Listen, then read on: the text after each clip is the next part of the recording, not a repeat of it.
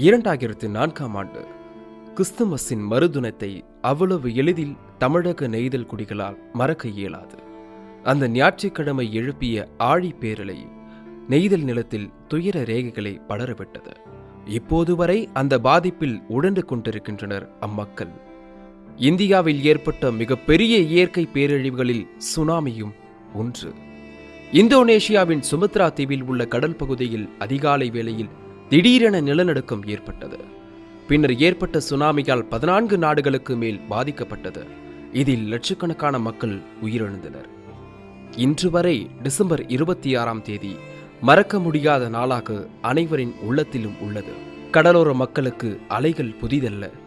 அன்று வந்த அலையும் சாதாரணமாகவே நினைத்தனர். ஆனால் ஆயிரக்கணக்கான மக்களின் உயிரை பறிக்கும் என்று யாரும் எதிர்பார்த்திருக்க மாட்டார்கள். கடற்கரையில் நடைப்பயிற்சிக்கு சென்றவர்கள், தூங்கிக் கொண்டிருந்த மீனவர்கள், கடற்கரையில் கடை வைத்துள்ளவர்கள் என நூற்றுக்கணக்கான மக்களை அள்ளிச் சென்றது இந்த பேரழிவு சுனாமி. சுனாமி ஏற்பட்டு இன்றுடன் 20 ஆண்டுகள் கடந்துவிட்டன. மக்கள் மனதில் வடு இன்னும் மறையவில்லை.